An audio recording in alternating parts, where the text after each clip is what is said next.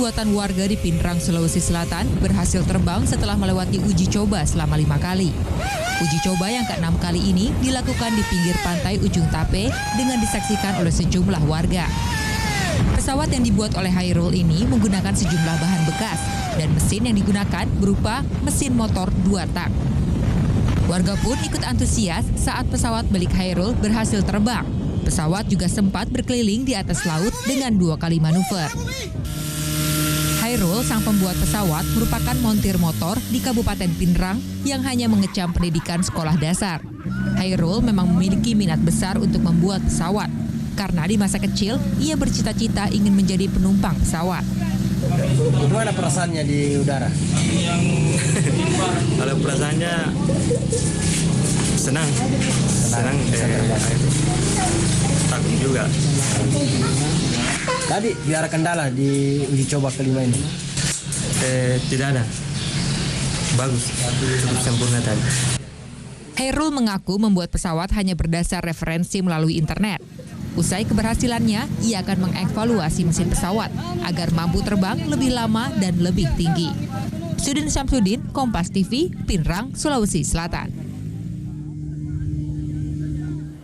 Ya, setelah uji coba 5 kali, di dalam uji coba yang ke-6 kalinya, akhirnya Hairul ini berhasil menerbangkan pesawat yang ia buat sendiri. Meski hanya tamatan sekolah dasar, pria kelahiran tahun 1986 ini sangat terobsesi untuk menciptakan pesawat terbang. Nah, pesawat buatan Hairul ini juga harusnya diapresiasi juga karena ia bisa membuatnya sendiri tanpa ada pelatihan ataupun pendidikan formal sama sekali.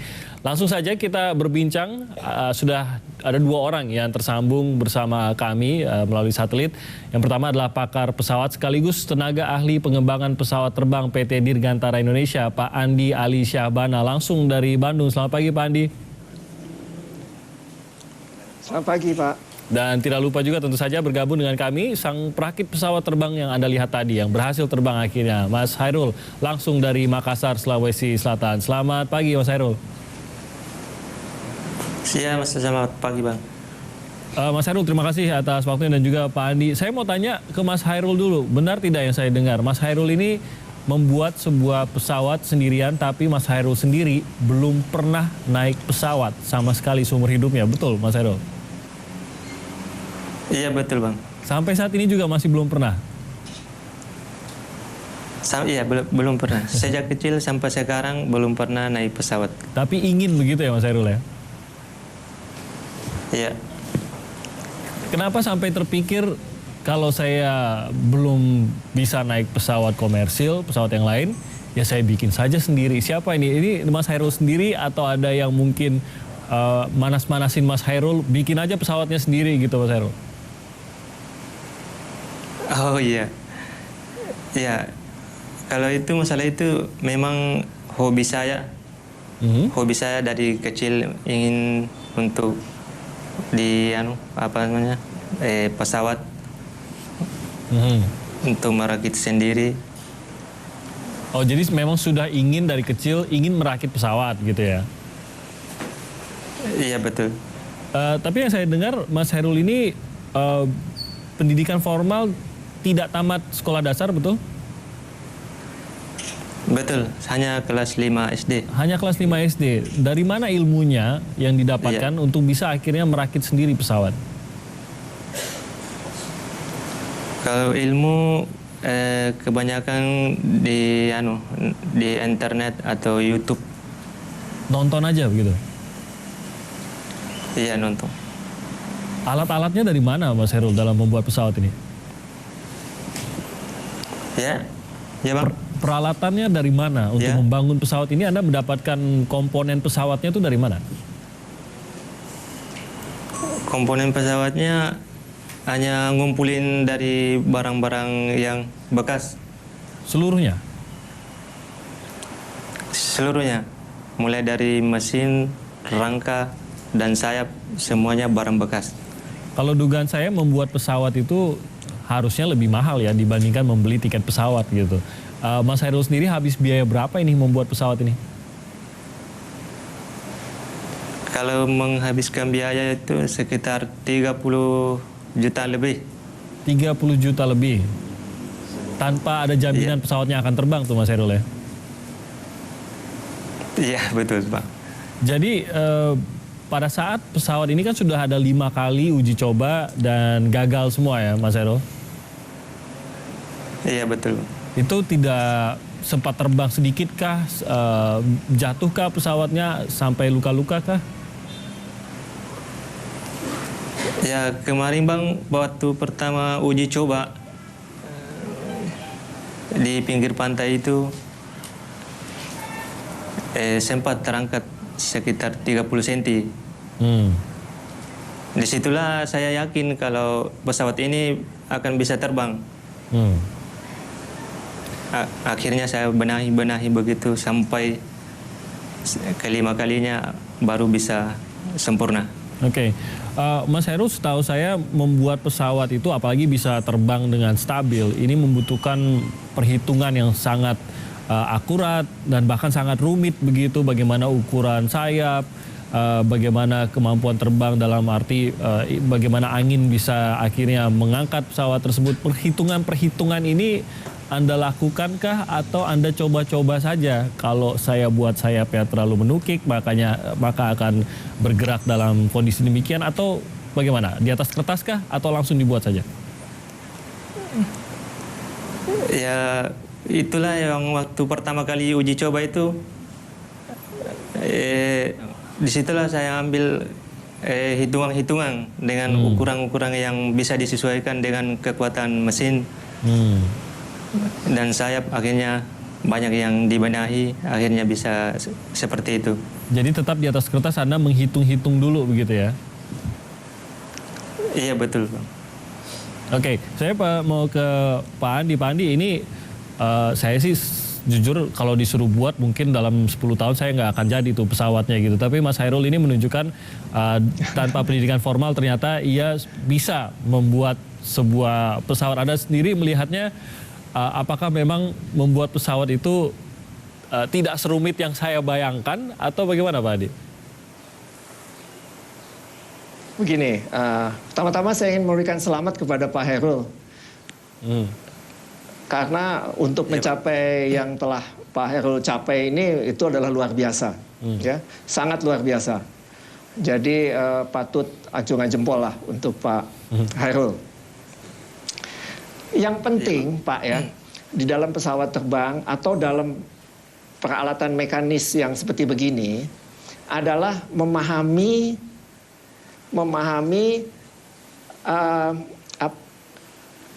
mekanisme terbangnya atau flight fisiknya, ya, dimana saya lihat Pak Hairul ini sangat paham. Apakah itu melalui pengalaman di bengkel motornya, tapi beliau memahami.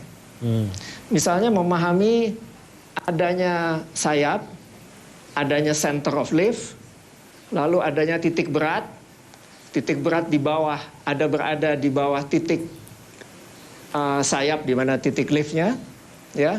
Lalu adanya kontrol di belakang, rudder dengan elevator, ya. Lalu juga mesin diletakkan tidak jauh daripada center of gravity-nya, ya. Dan kekuatan mesin juga seimbang dengan berat daripada pesawat.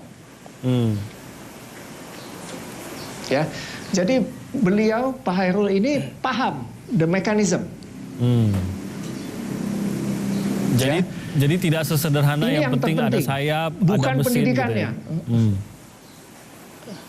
ya? Ya, mekanismenya beliau paham. Ya, jadi bukan pendidikan. Banyak orang berpendidikan juga tidak paham, tapi yang penting bisa paham.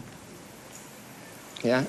Oke, Pak Andi, saya mau sedikit kembali ke Pak Hairul. Pak Hairul, mungkin ini pertanyaan pribadi juga. Anda sendiri pada saat bersekolah berhenti di kelas 5 SD, alasannya apa pada waktu itu? Apakah karena biaya kah atau ada alasan lain? Oh iya betul Bang. Saya waktu sekolah dulu berhenti karena orang tua kemarin nggak ada yang bantu untuk kerja bengkel. Akhirnya saya memutuskan untuk berhenti sekolah. Nah ini bisa dibilang biaya lah ya, harus membantu orang tua di bengkel untuk mencari uang gitu ya, Mas Hairul. Iya, betul Bang. Oke, jadi pada saat sekolah sendiri, Mas Hairul ini apakah memiliki ketertarikan memang mungkin dalam bidang matematika kah, atau ya kalau SD mungkin belum ada penghususan gitu ya, matematika lah mungkin yang paling dan fisika mungkin cocok untuk, bahkan mungkin belum ada di SD. Anda sendiri apakah memang menyenangi pelajaran-pelajaran seperti itu? Iya betul Bang, saya memang suka dengan matematika. Dan Anda teruskan walaupun sudah tidak betul. bersekolah, Anda teruskan belajar sendiri mungkin dalam bidang matematika dan hal-hal lain ini? Itu aja Bang. Anda sempat meneruskan sendiri, belajar sendiri mungkin sama teman kah? Atau mungkin tadi Anda bilang belajar dari internet? Oh iya betul Bang, saya belajar kebanyakan dari internet. Termasuk perhitungan-perhitungan. Istilah-istilah tadi yang dikatakan Pak Andi, Anda familiar ya, Mas Hairul? Ya? Istilah-istilah yang tadi dikatakan Pak Andi, Anda memahami ya istilah-istilah teknis yang dikatakan Pak Andi tadi? Iya betul Bang, saya paham. Oke, dan itu yang membuat Anda akhirnya bisa membuat pesawat ini terbang. Nah, saya mau tanya, Mas Hairul mengaku terkejut pada saat akhirnya di percobaan ke-6 pesawat ini terbang gitu ya? Iya Bang, betul. Kalau Anda tidak yakin, Waktu pertama, kalau Anda tidak yakin pada awal bisa terbang, kenapa Anda yakin Anda bisa mendarat gitu, Mas Hairul? iya betul Bang. Jadi akhirnya pendaratannya mulus kah atau bagaimana? Oh waktu pendaratan Bang, waktu terbang itu agaknya agak sedikit kurang mulus karena lapangannya agak sempit. Takutnya nabrak tembok, akhirnya saya memutuskan untuk ke pinggiran air. Akhirnya ban depannya agak belok begitu, langsung miring sedikit. Oke. Mas Hairul mungkin bisa cerita sedikit soal awalnya, ini kapan dimulai rancangan maupun perakitan dan bagaimana memulainya? Dapat dari mana semua barang-barang itu? Kalau perakitannya Bang, memang terbilang sangat singkat karena hanya lebih 2 bulan lebih. Hanya 2 Kalau bulan. bahannya sih yang ditemukan banyak di tempat-tempat rongsokan. Oke. Saya kembali lagi Pak Andi. Pak Andi, Anda sendiri melihat mungkin apa yang dilakukan oleh Mas Hairul ini. Tadi Anda menggambarkan bahwa tidak bisa hanya kita membayangkan kita buat sayap lebar, ada mesin, ada tempat duduk, ada mungkin pengendalinya begitu, atau setirnya atau apapun namanya itu untuk pesawat. Tidak sesederhana itu, ada perhitungan yang rumit, yang sangat sensitif hingga benda ini bisa terbang. Nah, Anda melihat kerumitan yang dimiliki oleh sebuah pesawat, walaupun pesawat ultralight seperti ini, dengan kemampuan yang dimiliki oleh Mas Hairul ini, apakah ini sebenarnya lantas bisa dilakukan oleh siapapun yang menonton video yang sama dengan Mas Hairul? Atau memang ada sebuah entah itu bakat, entah itu pemahaman tersendiri yang dimiliki oleh Mas Hairul yang akhirnya bisa membuat pesawat ini terrealisasi dan benar-benar terbang? Kalau pendapat saya, Pak Hairul ini memang memahami bagaimana mekanisme terbang tadi saya katakan ya. Dan ini mungkin Pak Hairul dapatkan dari bertahun-tahun bekerja di bengkel motor. Ada hubungannya tuh ya? Misalnya saya bisa lihat ada hubungannya. Karena akhirnya motor itu juga kan kendaraan juga. Ada propulsinya, juga ada center of gravity.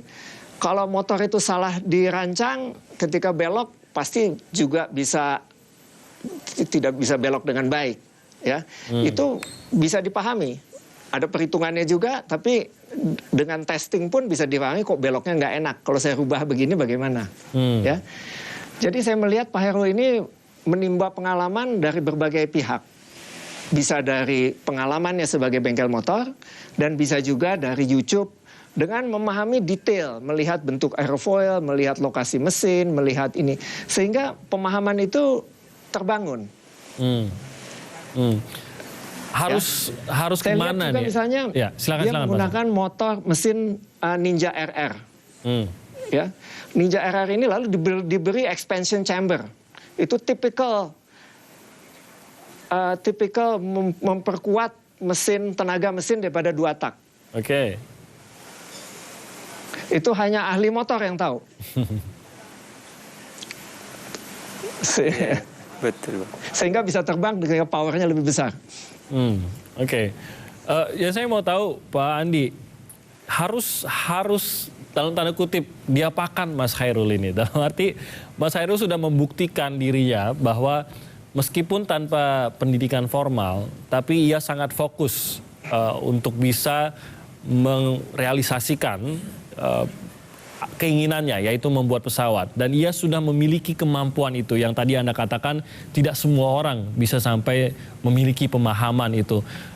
Mas Chairul sudah ada di level yang bisa dikatakan lebih jago secara teknis dibandingkan mungkin kebanyakan kita, saya apalagi begitu. Ini sebuah bakat dan bahkan bisa dibilang sebuah pencapaian yang sudah dicapai oleh Mas Chairul. Nah, harus diapakan sekali lagi dalam tanda kutip Mas Chairul ini agar bakat kemampuannya ini bisa akhirnya dipergunakan tidak hanya untuk memenuhi mimpinya Mas Chairul sendiri, tapi berkontribusi juga pada penerbangan Indonesia. Baik, begini, kalau pendapat saya, nomor 1 semangatnya harus diteruskan. Ya, nomor 2 memang pesawatnya mungkin harus diperbaiki sedikit. Ya, yang pertama adalah mungkin bisa bertemu sama dosen penerbangan ITB atau sekolah penerbangan yang lain, ya, untuk bisa menghitung lagi luas permukaan control surface. Ya, sehingga pesawat bisa dikendalikan dengan lebih baik. Oke. Saya lihat dalam tes-tes yang terjadi, pesawatnya kurang baik dalam namanya roll control. Ya, itu dibutuhkan satu perangkat kontrol yang disebut aileron. Ya, luasnya tertentu itu. Luas permukaannya itu dipasang di sayap, ya, dan ini bisa dibantu dengan perhitungan yang mungkin dosen atau mahasiswa penerbangan ITB bisa bantu. Jadi mungkin masih ya, ada ilmu-ilmu. Lalu juga luas elevator dan luas radar mesti dihitung lagi. Oke, jadi masih banyak mungkin ilmu-ilmu ataupun hal-hal teknis lainnya yang mungkin tidak semuanya lah terkandung di YouTube atau di internet begitu, yang bisa ditambahkan untuk membuat pesawat rakitan ini lebih baik lagi, begitu Pak Andi ya. Mungkin pertanyaan saya, mungkin tidak ya PT DI ini tertarik entah itu ikut membantukah mengembangkan pesawat ini ataupun membantu mengembangkan Mas Chairul sendiri dalam kemampuannya agar bisa ditingkatkan lagi? Begini, kalau saya ingin menjawabnya begini, kalau di Amerika terdapat asosiasi itu disebut Experimental Aircraft Association. Dan itu open to public, siapapun bisa membangun pesawat. Tapi di dalam asosiasi itu terdapat orang-orang yang memberikan guidance. Oke. Ya, guidance untuk masyarakat untuk membangun pesawat sehingga dibantu terutama dalam menghitung demi untuk safety. Ya. Nomor 2 yang tak kalah pentingnya adalah pesawat ini tetap pesawat udara. Ya. Yang akan masuk ke dalam ruang publik udara. Iya. Jadi ketika testing, tentunya jangan di atas kota. Ya, di area yang aman. Ya, mesti. Nah, asosiasi bisa mempersiapkan misalnya area yang aman. Ya, yang tidak ada pesawat terbang lain lewat sana, ataupun kalau terjadi sesuatu tidak jatuh ke rumah orang. Oke. Dan asosiasi ini tidak ada di Saya Indonesia rasa ya? yang paling penting itu. Belum ada. Saya bilang belum ada ya. Oke. Tapi semangat membangun pesawat terbang dari masyarakat itu kan cukup luas. Ya. Oke. Jadi mungkin di bawah deteksi PTDI sendiri, Mas Hairul ini sebenarnya tidak sendirian dalam keinginan membangun pesawat ya, tapi ya tidak semuanya sampai saat ini berhasil terbang gitu Pak Andi ya, tapi jumlahnya banyak sebenarnya yang ingin mencoba seperti Mas Hairul ini. Betul, justru itu dengan adanya asosiasi atau yang bisa bantu itu menjadi lebih aman dan lebih baik, dan kemungkinan suksesnya juga menjadi lebih baik. Oke. Saya sebenarnya memperlihatkan satu foto di mana tahun 40-an Pak Wiweko dengan Pak Nurtanio juga membangun pesawat mirip dengan mesin Harley Davidson dan terbang.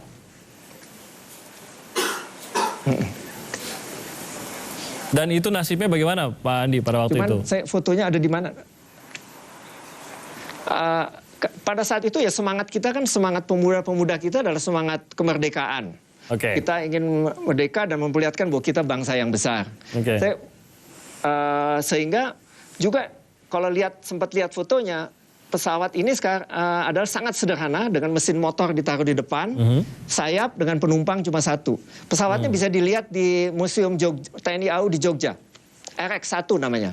Oke, ada semangat itu juga di era tersebut, pesan yang lebih besar juga mengenai kemerdekaan. Mas Hairul, saya ke Mas Hairul. Mas Hairul, yang saya dengar Anda sudah ada undangan juga ya oleh pemerintah kota yang ingin mengajak bicara Anda, betul Mas Hairul?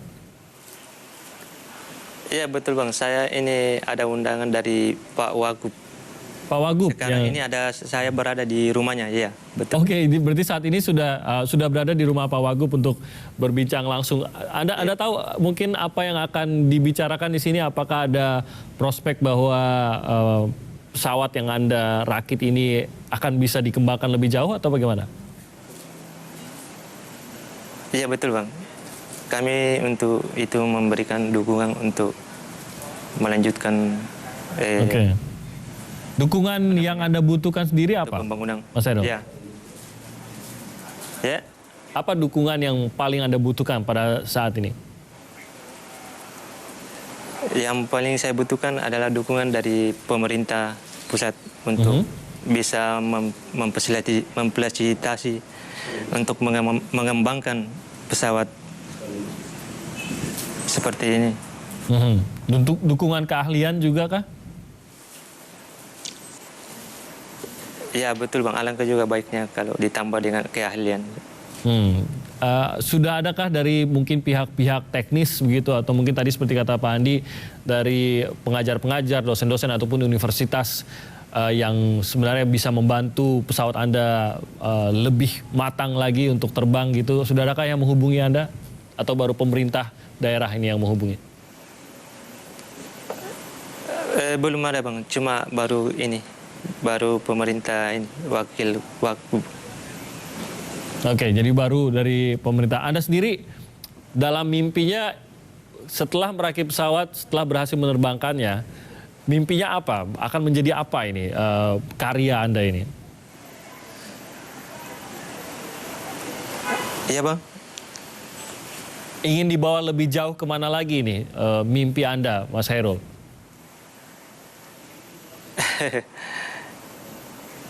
Ya cukup seperti itu aja Pak. Sayang Mas Hairul, karena saat masih banyak yang mau bantu, mungkin bisa dibawa lebih jauh lagi. Tapi saya yakin kalau sudah tahu apa yang bisa dibantu, saya yakin Mas Hairul tidak akan berhenti di sini. Sedikit saja Pak Andi, 30 juta membuat pesawat. Saya rasa ini mungkin salah satu yang paling murah yang saya pernah dengar. Betul nggak Pak Andi? Mungkin ini juga bisa kita pelajari di sini. Bagaimana menggunakan barang-barang yang tadi kata Mas Hairul, dia temukan dari mana saja dan akhirnya menciptakan sebuah pesawat yang bisa terbang. pendapat Anda sendiri mengenai biaya yang dihabiskan untuk membuat pesawat ini, Mas Andi?